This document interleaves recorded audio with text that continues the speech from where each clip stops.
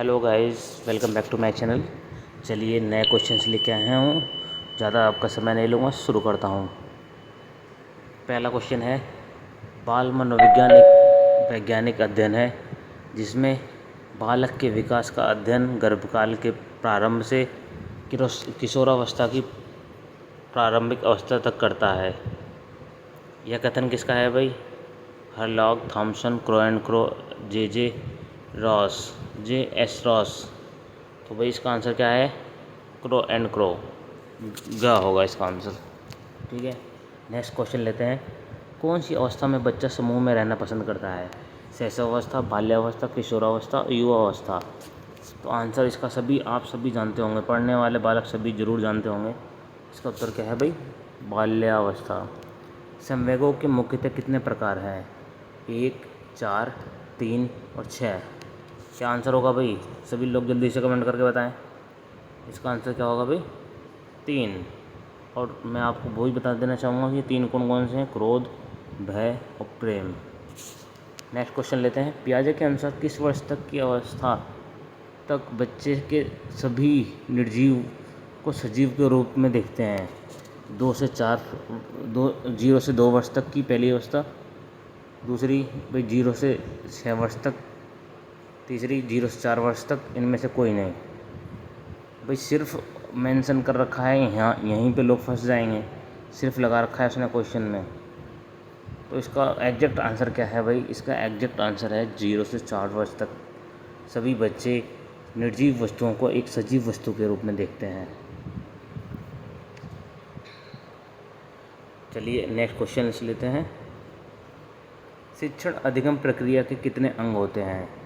बहुत ही important question है। जैसा आप सभी को मैं बता देना चाहूँगा कि पिछले एंट्रेंस एग्ज़ाम में, बीएड के एंट्रेंस, यूपी आरटीओ यू के बीएड एंट्रेंस एग्ज़ाम में ये क्वेश्चन आया था कि शिक्षण अधिगम प्रक्रिया कि कितने कौन सी सॉरी मैं आपको बताना चाहूँगा कि शिक्षण अधिगम प्रक्रिया किस तरह की कितनी होती है।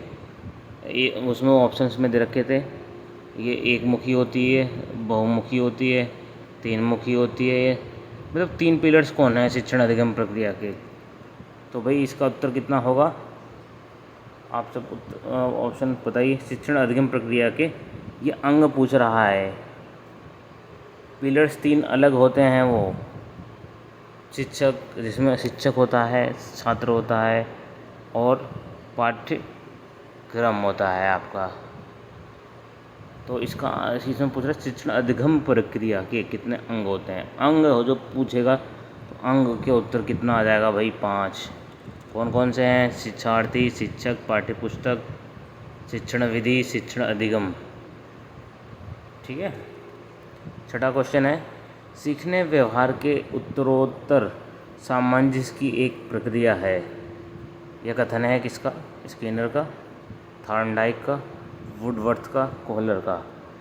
मेरे प्यारे बच्चों, आप सभी को बताना चाहूँगा कि ये बीटीसी के एक क्वेश्चंस होते हैं जो आपको अपने टीचिंग, जो आपके बीएड एंट्रेंस एग्ज़ाम के में जो क्वेश्चन दे रखा है ना, पहले पेपर होगा तो जनरल अवेयरनेस का, और जो सेकंड पेपर होगा ना टीचिंग एप्टीट्यूड और सब्जेक्ट स्पेसिफिक का, उसमें जो टीचिंग एप्टीट्यूड के क्वेश्चन होंगे वो बिल्कुल इसी तरह के क्वेश्चंस होंगे जो आपकी बीटीसी के जो आजकल जिसको डीएलएड कहते हैं उसी पे बेस्ड होते हैं क्वेश्चन ये। और मैं आपको बताना चाहूँगा कि ये जहाँ तक कि उत्तर प्रदेश की एग्ज़ाम है, उत्तर प्रदेश की संस्था कराती है, तो मैं आप सभी को अपने एक्सपीरियंस के आधार पर बताना चाहूँगा कि ये इसके क्वेश्चंस कहाँ से आते हैं। पहले चलती थी एससीईआरटी की बीटीसी की बुक्स चलती थी, वो उन्हीं बुकों में से क्वेश्चंस पुटअप करे जाते हैं। जहाँ तक मैंने अब तक 2 बार मैं एंट्रेंस एग्ज़ाम दे चुका हूँ। पहली बार में मेरा नहीं हुआ था, सेकंड अटैम्प्ट में मेरा हुआ था।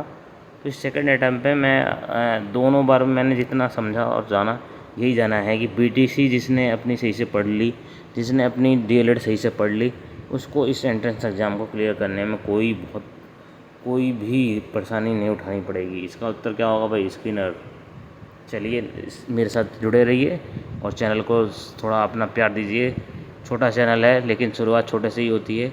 आप सभी का प्यार बना रहेगा तो चैनल को हम एक अच्छे मुकाम तक पहुंचा सकेंगे और कम संसाधनों में, सीमित संसाधनों में आपको अपने खुद हाथों से लिखे हुए नोट्स को मैं क्वेश्चंस बनाता हूं और फिर इसको इस तरह से आपके सामने पेश करता हूं। तो इस सीमित संसाधनों में भी आपको बेस्ट रिजल्ट्स मिले, ये ऐसी मेरी मनोकामना हमेशा रहती है। चलिए, धन्यवाद। सी यू, टेक केयर।